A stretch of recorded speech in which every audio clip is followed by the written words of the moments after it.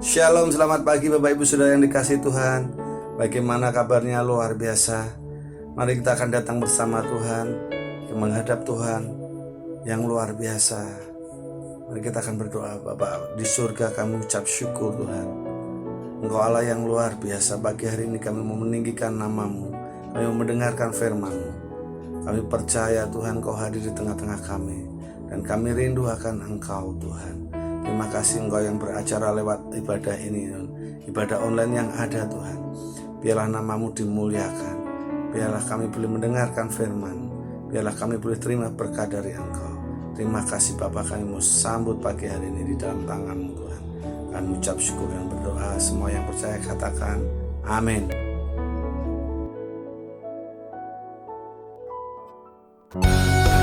Haleluya. Tuhan benteng hidup kita. Kami percaya Tuhan Allah yang luar biasa.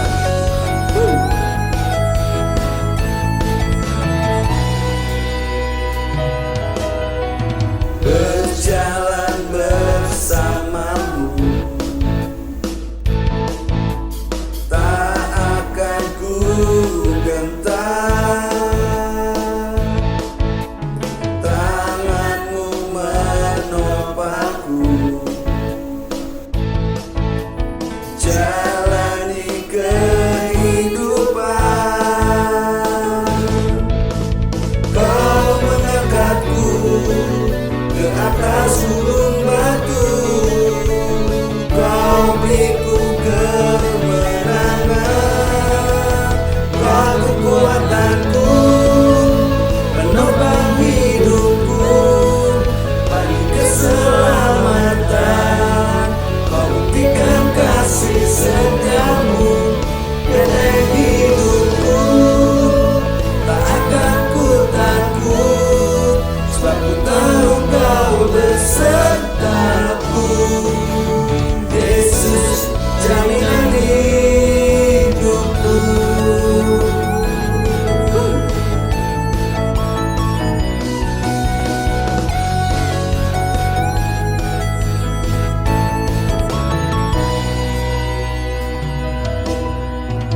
Berjalan bersama-Mu,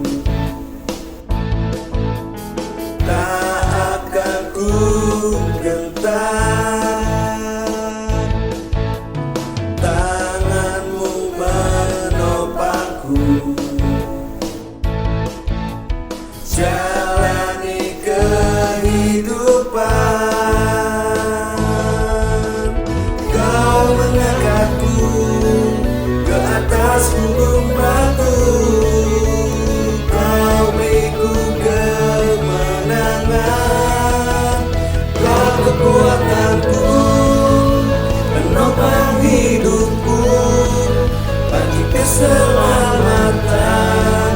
Kau buktikan kasih setiamu, benteng hidupku. Tak akan ku takut, sebab ku tahu Kau besertaku. Yesus, jaminan hidupku. Kau kekuatanku, penopang hidupku, pagi keselamatan. Kau buktikan kasih setiamu, benteng hidupku. Tak akan ku takut, sebab ku tahu Kau besertaku. Yesus, jaminan hidupku. Semua yang percaya katakan haleluya. Yes, Engkau kekuatan kami Tuhan.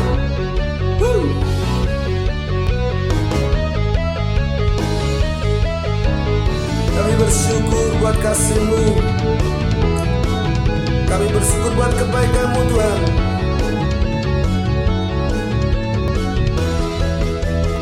Kau kekuatanku, penopang hidupku, bagi keselamatan.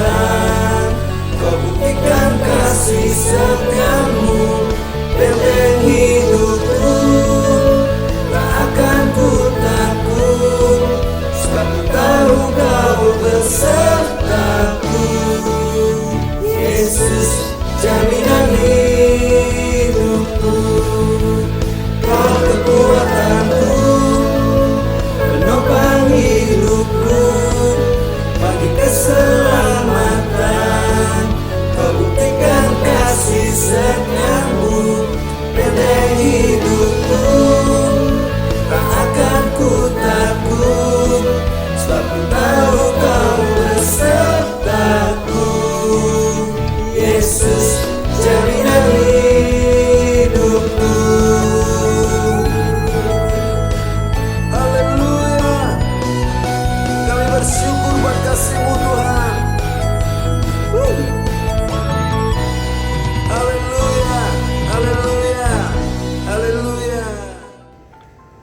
Shalom saudaraku yang dikasihi dalam nama Yesus.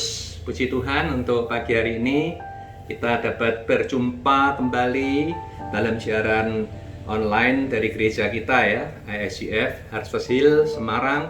Kita mau bersama-sama bersekutu, kita mau bersama-sama mendengarkan firman Tuhan. Kita mohon berkat Tuhan terus turun atas saudara dan saya untuk mengerti akan kebenaran firman-Nya. Nah, minggu ini temanya adalah Tuhan Maha Tahu. Ya, sekali lagi Tuhan Maha Tahu adalah kelanjutan dari khotbah minggu yang lalu, yaitu Tuhan Maha Hadir. Nah, sekarang kita mau membahas topik yang baru ini, salah satu tiga daripada sikap Allah, yaitu Tuhan Maha Hadir, Tuhan Maha Tahu. Nanti the next kita akan bicara mengenai Tuhan Maha Kuasa. Baik, sebelum kita mulai, mari kita bersama berdoa dulu, minta berkat Tuhan turun atas kita semua. Tuhan Yesus, kami mengucap syukur untuk pagi hari ini. Kami sebentar lagi mau membaca firman-Mu. Kami minta pertolongan Roh Kudus dalam pikiran kita, supaya kita dapat mencerna, mengerti rahasia daripada firman Tuhan yang boleh menjadikan pedoman bagi kehidupan kami.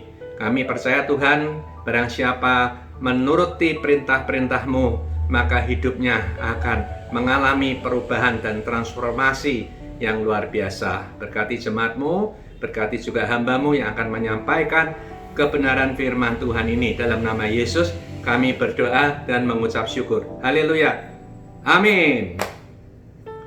Apa kabar saudaraku? Saya harap Anda semua dalam keadaan sehat, sukacita, dan bebas daripada pikiran-pikiran, tekanan-tekanan, walaupun kondisinya tidak seperti apa yang kita harapkan. Amin, saudaraku. Amin. Nah, firman Tuhan saya akan ambilkan dari Ibrani 4 ayat yang ke-13. Ibrani 4 ayat yang ke-13. Firman itu berkata demikian. Tidak ada suatu makhluk pun, tidak ada satu orang pun makhluk ya, yang tersembunyi di hadapannya. Sebab segala sesuatu telanjang artinya terbuka ya, tidak ada tedeng-aling-aling. Segala sesuatu yang kita perbuat, yang kita lakukan itu telanjang dan terbuka di depan mata Tuhan, yang kepadanya kita harus memberi pertanggungan jawab. Kapan? Kelak.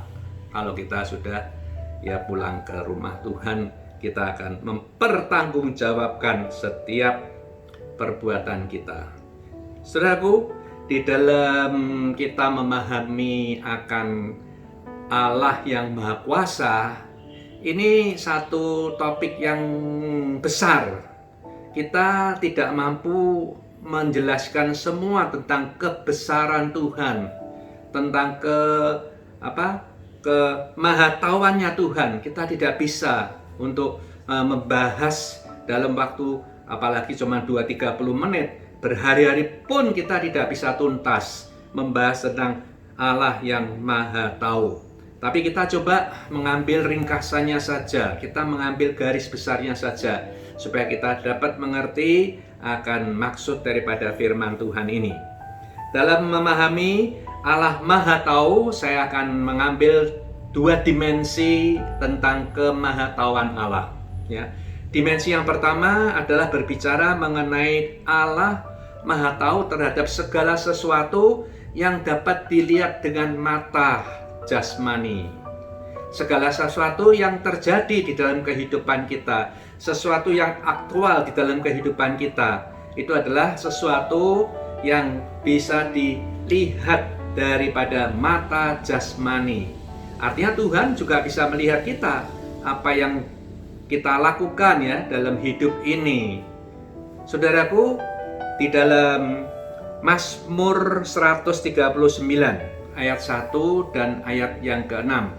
Ini adalah lanjutan daripada minggu lalu, Mazmur 7 sampai 12. Memang saya balik ya. Mazmur 7 sampai 12 berbicara tentang Allah Maha Hadir. Jadi setelah Allah Maha Hadir, kemudian Allah Maha Tahu, nanti lain kesempatan Allah Maha Kuasa. Saudaraku, di dalam ayat Mazmur 139 1-6, mari kita baca ayatnya seperti apa supaya kita mendapatkan pandangan atau perspektif yang lebih jelas. Kalau saudara bawa Alkitab, ada di tangan saudara atau handphone saudara, yuk kita buka yuk. Mazmur 139 ya. Ayat 1 sampai ayat yang ke-6. Ini bagus sekali saudaraku. Judulnya adalah doa di hadapan Allah yang Maha Tahu. Untuk pemimpin biduan Mazmur Daud. Ya, ini Mazmur nyanyi, memainkan kecapi sambil menyanyikan, mengkidungkan kalimat atau liriknya seperti ini yang kita mau sampaikan ya. Lagu-lagunya itu ya lagu-lagu Mazmur. Kalau gereja karismatik Pantekosta nggak mau pakai lagu Mazmur. Ya, ini gereja-gereja yang ya aliran-aliran Presbyterian ya, itu ada buku nyanyian namanya Kitab Mazmur atau buku Mazmur. Itu isinya lagu-lagu yang diambil daripada Kitab Mazmur ya. Nah, sekarang kita mau mulai nih. Ayat yang pertama, Tuhan Engkau menyelidiki dan mengenal aku. Artinya apa? Tuhan tuh menyelidiki arti tidak selayang pandang, tapi dia ingin tahu ya, lebih mengenal kita. Dia menyelidiki dan mengenal lebih dalam kepada kita. Sayangnya kita yang tidak mau mengenal Tuhan lebih dalam. Kita mengenal Tuhan itu hanya melalui ya seminggu sekali ke gereja, ya, dengar firman. Ya cuman itu. Kalau ada yang lebih rajin tiap pagi membaca firman Tuhan. Kemudian ayat 2 dia berkata demikian. Ini Raja Mazmur ya, ngomong Raja Daud, bukan Raja Mazmur. Raja Daud. Dia bicara atau menyampaikan ayat yang kedua. Ayat yang kedua dia berkata begini. Engkau mengetahui kalau aku duduk dan berdiri. Artinya beraktivitas. Ya, duduk, berdiri. Lalu berikutnya, engkau mengerti pikiranku dari jauh. Engkau juga ngerti pikiranku. Jadi di sini Raja Daud ingin ngomong 3 hal ya. Yang pertama, dia bicara tentang pikiranku. Tuhan, engkau ngerti pikiranku. Apa yang aku pikir, Tuhan ngerti ya. Sebelum aku ngomong, tapi Tuhan sudah tahu. Kemudian ayat yang ketiga, engkau memeriksa aku. Kalau tadi menyelidiki, mengenal, sekarang memeriksa. Ya, seperti kita ke dokter nih. Diselidiki, ditanyai, lalu diperiksa. Periksa, kalau aku berjalan dan berbaring, segala jalan kau maklumi. Jadi setelah diperiksa oleh Tuhan, maka dia mengerti ya, apa perilakuku, ya, apa jalanku, perbuatanku, tindak tandukku. Engkau memaklumi, engkau mengerti tindak tandukku ya. Kemudian ayat yang keempat, sebab sebelum lidahku mengeluarkan perkataan ya, sebelum aku ngomong ini sesungguhnya semuanya telah kau ketahui ya Tuhan. Jadi sebelum saya ngomong, sebelum seseorang berkata-kata ya, sebagai ekspresi dari hatinya itu, Tuhan sudah tahu. Wah, kalau saya baca ini, lalu berpikir ya, begitu transparannya hidup kita di hadapan Tuhan. Hal yang dipikir belum diapa-apakan lagi dipikir, engkau sudah ngerti ya. Lalu apa itu? Apa yang aku jalankan, perbuatanku, engkau juga ngerti. Kemudian lidahku sebelum membuka suara sudah ketahuan. Jadi dengan demikian saya merasa setelah saya terus ya membaca ayat ini ya, wah, kita jadi punya panggilan ya, punya panggilan untuk berbuat yang baik sebanyak-banyaknya, berbuat yang bermanfaat untuk orang lain sebanyak-banyaknya, karena segala hal yang kita lakukan ternyata Tuhan tahu ya. Firman mengatakan kalau tangan kananmu memberikan sesuatu, jangan kasih tahu tangan kiri ya. Tapi Tuhan ngerti apa yang sudah kita lakukan. Nah, ini kembali saya akan menggandengkan Mazmur 51. Ya, jadi ini selalu ada kaitannya. Minggu lalu juga sudah saya sampaikan ada kaitannya antara ini sama 51, Mazmur 51. Jadi ini adalah pengalaman hidup dari Raja Daud. Setelah Mazmur 51, ya, doa pengakuan dosa, lalu dia terus digarap, Roh Kudus terus bicara sama dia, sehingga akhirnya dia mengambil satu kesimpulan untuk menulis siapakah Allah kita itu. Nah, dia nulisnya yang tadi pertama adalah tentang Allah yang Maha Tahu. Apa yang dia lakukan tertutup oleh mata orang, manusia tidak bisa lihat, tersembunyi. Ya, dia berbuat ya satu kejahatan ya terhadap Uria, panglima perangnya dia sendiri yang setia. Kemudian panglima perangnya itu mati di medan perang karena memang konspirasinya Raja Daud dikirim ke medan perang supaya mati di sana, sehingga dia bisa mendapatkan istrinya Uria, yaitu Batsheba. Nah, ini kemarin sudah saya singgung. Ternyata memang dia berhasil, tapi keberhasilannya itu adalah suatu kejahatan di mata Tuhan, adalah sesuatu kekejian di mata Tuhan. Maka itu dia mengerti, aduh, setelah aku berbuat begitu, tapi ada seorang nabi yang datang ya menegur saya. Berarti Tuhan itu menyuruh seorang hambanya datang mengingatkan saya. Padahal nggak ada orang tahu loh ini. Yang tahu cuman ya nggak ada yang tahu. Ya, gitu saudara. Ini adalah satu ungkapan saudara. Tapi ayat 5 coba kita perhatikan. Ayat 5 berkata demikian, dari belakang dan dari depan engkau huruf besar ya, mengurung aku, dan engkau menaruh tanganmu ke atas aku. Mengurung saudara. Jadi Raja Daud merasa setelah dia bertobat, dia minta ampun, dia merasa dikurung oleh Tuhan. Dikurung artinya dijaga, dilindungi, supaya kamu jangan berbuat dosa lagi, kamu tak lindungi. Ya, ini mencerminkan akan apa? Kasih Allah yang luar biasa. Barang siapa sudah bertobat, Tuhan akan melindungi yang bersangkutan itu, ya, supaya jangan jatuh ke dalam lubang dosa yang sama. Nah, itu maksudnya, engkau melindungi aku. Tidak saja Raja Daud mengatakan, aku dilindungi oleh Tuhan, tetapi tadi dikatakan bahwa engkau menaruh tanganmu di atas kepalaku, di atas kepalaku. Jadi selain dipagari, dilindungi, tapi Tuhan juga menaruh tangannya. Menaruh tangannya berarti apa? Memberkati, saudara. Ya. Ataupun bisa dikatakan mengurapi. Kalau zaman dulu raja mau ditabiskan, dituangi minyak, lalu didoakan, diurapi kepalanya.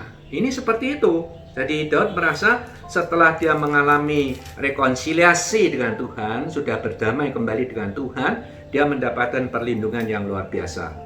Nah, kemudian ayat 6 dia menyampaikan satu menyampaikan satu pujian ya, kidung kepada Tuhan. Dia berkata ini, terlalu ajaib bagiku pengetahuan itu pengetahuan yang aku dapatkan itu terlalu ajaib.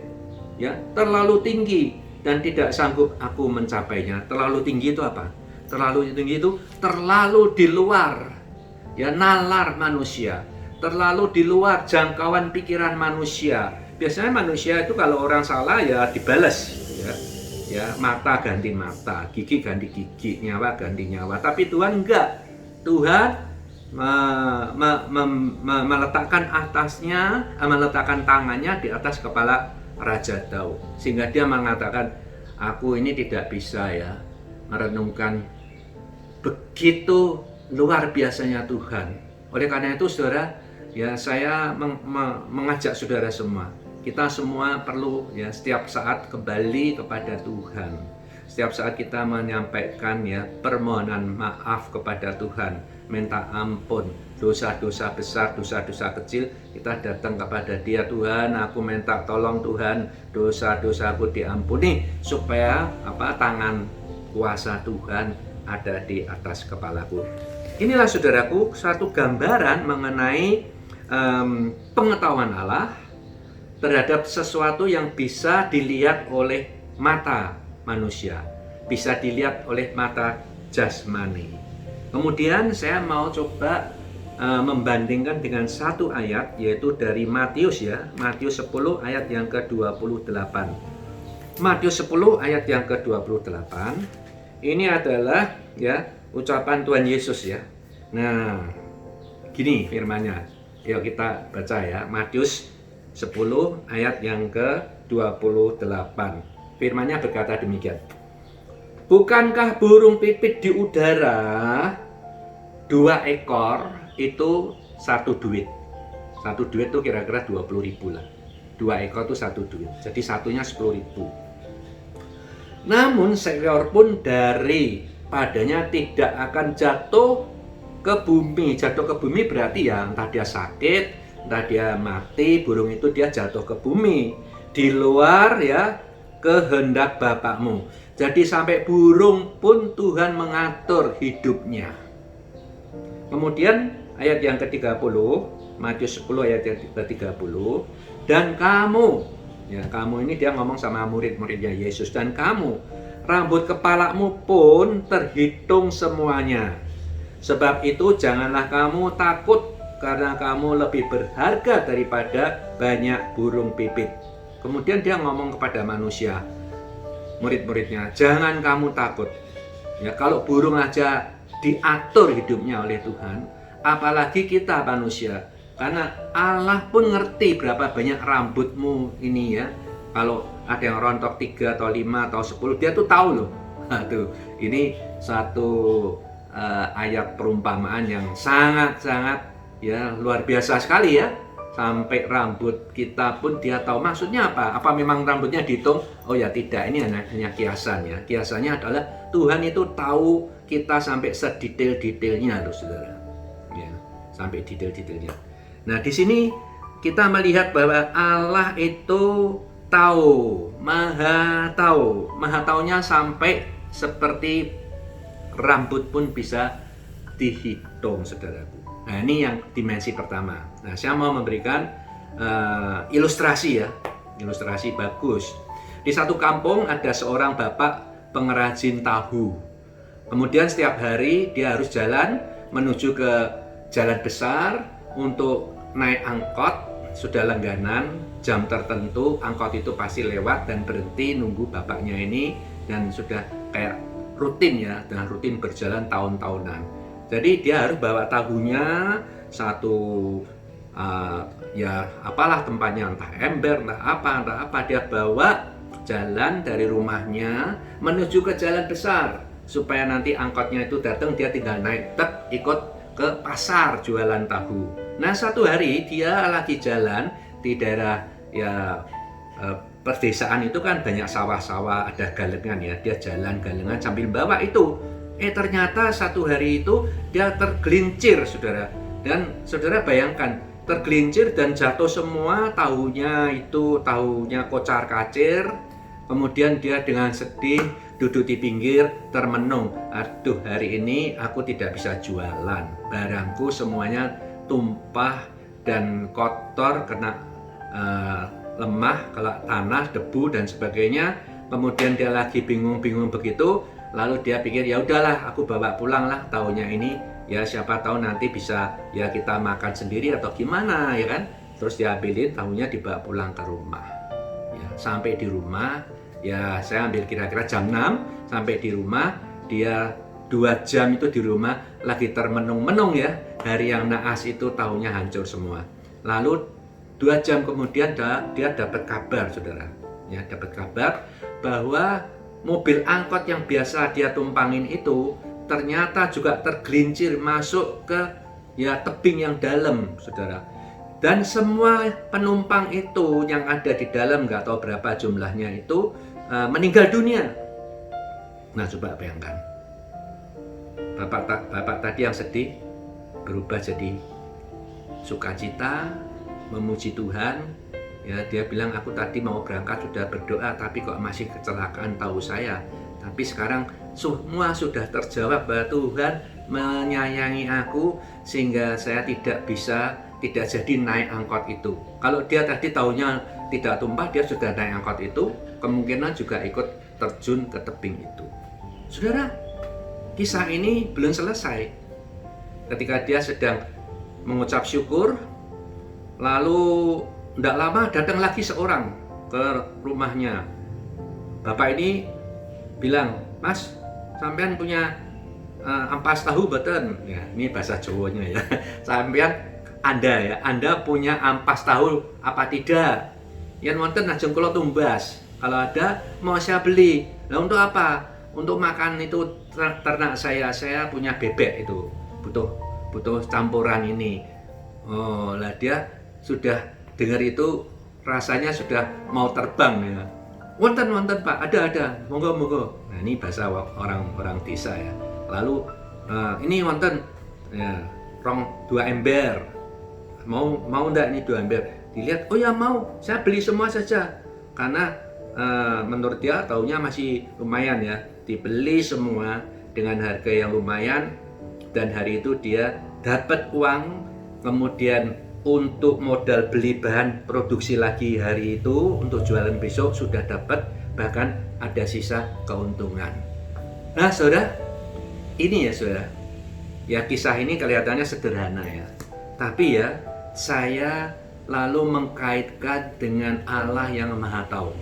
Pertama, Allah mau tahu ini, wah gimana ini, bentar lagi ini mobil bakal ada kecelakaan. Ya, tidak tahu gimana dia mengalami kecelakaan tahu, kemudian tahunya dibeli.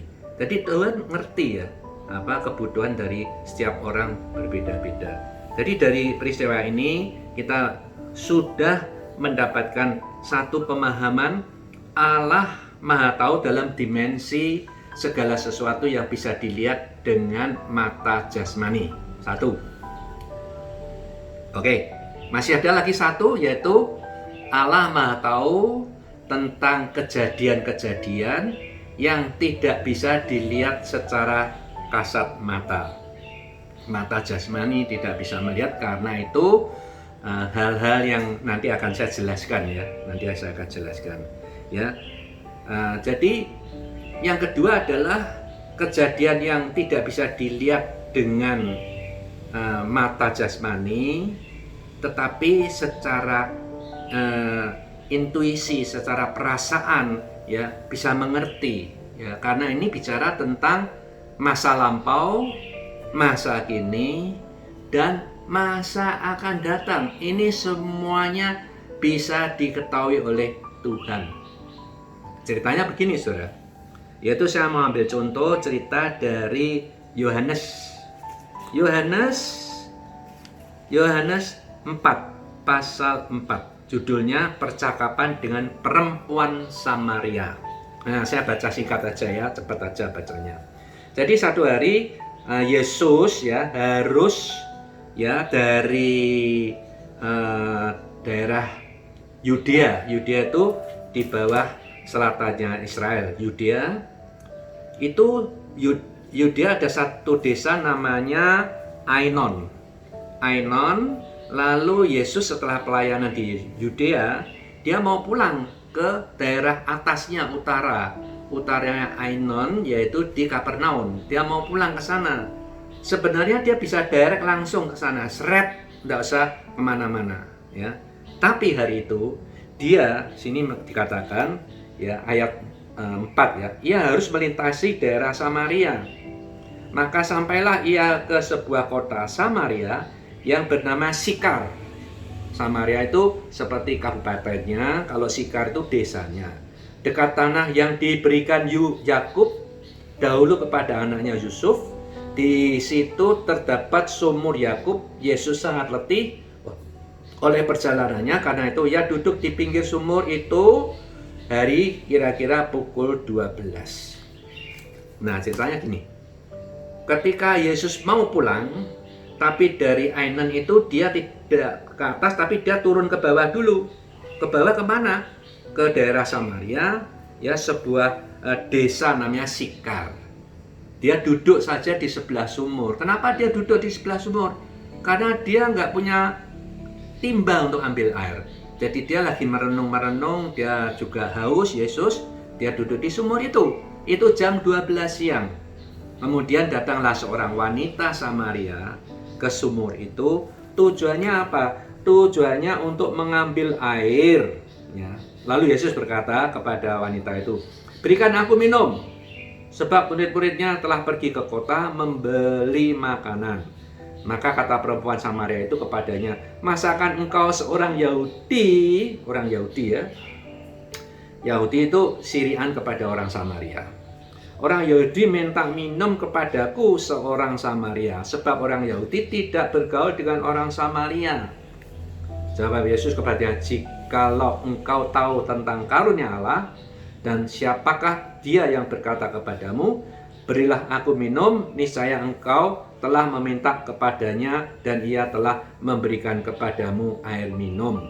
Kata perempuan itu kepadanya, "Tuhan, engkau tidak punya timba dan sumur ini amat dalam. Dari mana engkau memperoleh air hidup itu?" Jadi Yesus berdialog dengan wanita itu. Ya. Nah, sekarang sebelum saya teruskan, kenapa Yesus harus muter ke bawah baru naik atas? Ini kan buang-buang waktu dan juga semakin lelah. Perhatikan, Yesus Maha tahu, karena dia tahu bahwa di Sikar ada seorang wanita yang hidupnya nggak benar. Itu hari itu akan menerima keselamatan dari Yesus. Maka dia mau turun ke bawah. Coba satu jiwa itu diparani ya, didatangi ya. Jaraknya itu jauh sekali. Ya didatengin, tujuannya apa? Mau menyelamatkan itu. Nah kemudian lalu ayat 11 kata perempuan itu kepadanya, "Tuhan, engkau tidak punya timba dan sumur ini amat dalam." Ya sudah, ayat 12 sekarang. "Adakah engkau lebih besar daripada kami, Yakub, yang memberikan sumur ini kepada kami dan yang telah minum sendiri dari dalamnya, ia serta anak-anaknya?" Jawab Yesus, "Barang siapa minum air ini," sambil menunjuk sumur itu. "Barang siapa minum air ini," ya kan, lalu ia akan haus lagi, ya. "Tetapi barang siapa minum air yang akan kuberikan kepadanya, ia tidak akan haus untuk selama-lamanya. Sebaliknya air yang akan kuberikan," perhatikan ya, "kepadanya akan menjadi mata air di dalam dirinya." Ini satu kemahatauannya Yesus. Yesus ngomong, barang siapa minum air ini akan haus. Tetapi barang siapa minum air yang aku berikan, dia tidak akan haus selama-lamanya, bahkan akan mengalir mata air daripada hidupnya.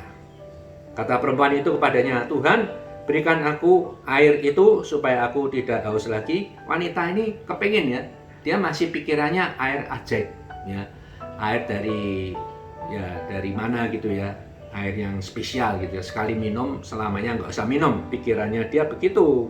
Ya aku mau itu ya. Nah lalu Yesus ngomong apa ya?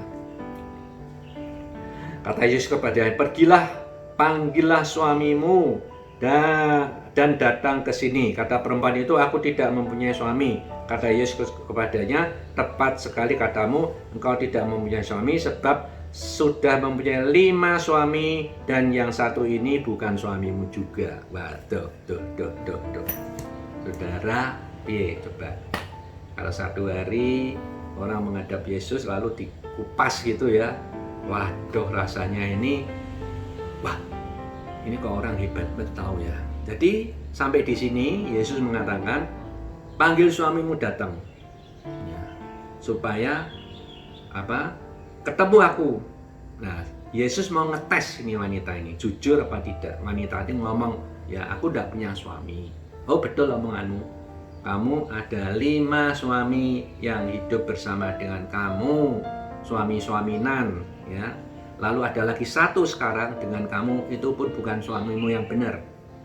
Nah, sudah gitu tiba waktunya harus Yesus harus menuntaskan ya, memotong akarnya ini, akar dosanya dipotong, harus dibereskan.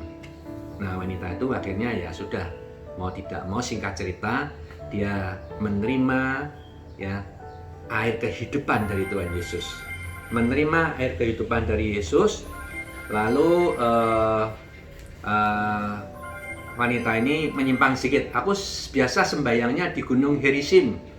Yesus ngomong, nggak peduli, kamu nggak usah ke sana lagi, harus kebaktian di situ, nggak usah. Engkau bisa dimanapun mencari Tuhan, pasti Tuhan datang kepadamu. Singkat cerita, ya, supaya ini lebih menghemat waktu, singkat cerita, saya mau mengatakan apa? Ada 3 hal yang Yesus tahu. Yesus tahu kehidupan masa lampau. Artinya Allah Maha tahu track record kehidupan kita sejak lahir sampai hari ini, Tuhan itu tahu. Wow. Tidak ada yang dirahasiakan ya. Tuhan tuh ngerti semua masa lampau sampai hari ini. Oh Tuhan, minta ampun aku Tuhan. Ya, kita langsung begitu kan? Ya. Kemudian hari ini Tuhan ngerti bahwa kamu ya adalah wanita yang hidupnya ya kurang benar atau enggak benar. Ya. Sering ganti-ganti pasangan. Hari ini dia tahu walaupun tidak melihat. Tuhan Maha tahu. Kemudian Tuhan Maha tahu yang ketiga apa? Tuhan tahu bahwa wanita ini, wanita Samaria ini bakal dipakai Tuhan untuk menjadi seorang pembawa keselamatan kepada banyak orang. Ya. Tuhan sudah tahu nih. Kemudian wanita ini setelah itu dia lari pulang ke kampungnya. Dia halo-halo ya, yaitu panggil-panggil temannya, woro-woro sama temannya. Oh, aku ketemu seseorang yang mungkin itu Mesias yang ditunggu-tunggu oleh orang-orang pada zaman itu. Ayo kita ke sana lihat, karena dia tahu semua perjalanan hidupku. Kemudian orang kampung itu kepengen tahu ya, sebagian besar ikut dia keluar ya. Kampung itu ya dihuni banyak orang, Saudara. Lalu keluar bersama dengan wanita ini untuk ketemu dengan Tuhan Yesus. Nah, di dalam cerita di Alkitab nggak ada ya. Di dalam cerita yang lainnya, Tuhan Yesus akhirnya bersama dengan wanita Samaria, dengan orang-orang banyak itu masuk ke desa Sikar. Nah, di situ dia menyampaikan keselamatan yang datangnya dari Mesias itu, Saudara. Nah, Saudara, orang pertama yang membawa Injil keselamatan kepada bukan orang Yahudi, orang Samaria, adalah wanita Samaria yang berdosa. Singkat cerita, Tuhan ngerti ya, Maha tahu siapa yang mau dipakai untuk melayani. Saudara, saya, dia, siapa lagi? Tuhan tahu. Maka kalau kita menerima panggilan, ya ayo terima, kita kerjakan.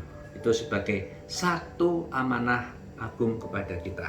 Akhirnya saya mau selesaikan khotbah ini, yaitu sekali lagi kita merangkum bahwa Allah Maha tahu tentang segala hal, baik yang kelihatan maupun yang tidak kelihatan. Amin. Mari kita berdoa. Tuhan Yesus, terima kasih. Kami sudah mendengarkan bagian daripada firman-Mu. Kami sekarang mengerti sifat Allah yang kedua adalah Allah yang Maha tahu. Oleh karena itu kita nggak berani bermain-main lagi. Kita nggak berani seenaknya sendiri. Kita ingin Tuhan, hidup kami yang transparan ini boleh berkenan di hadapan Tuhan. Bahkan boleh menyukakan hati-Mu. Tuhan, kalau kami berdoa, Tuhan menjawab doa kamu. Jika kamu berdoa, Tuhan menjawab doa kamu, maka Ia sedang menambah iman-Mu, Saudara.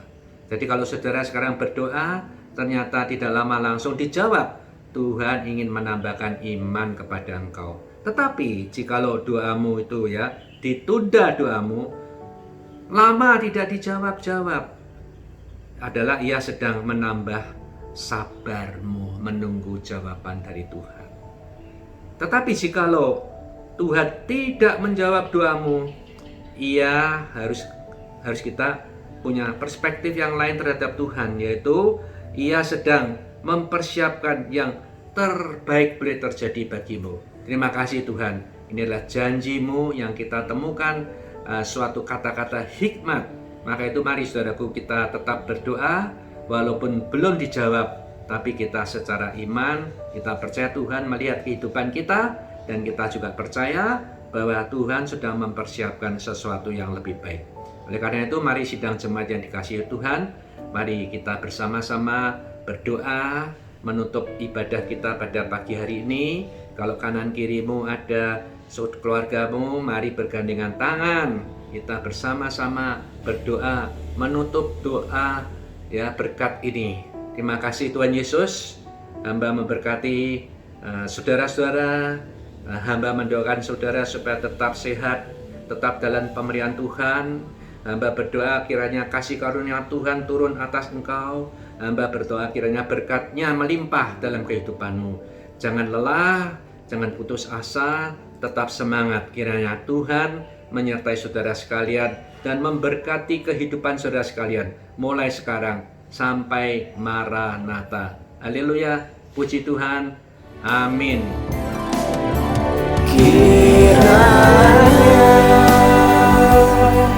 Engkau memberkati aku berlimpah-limpah dan memperluas daerahku,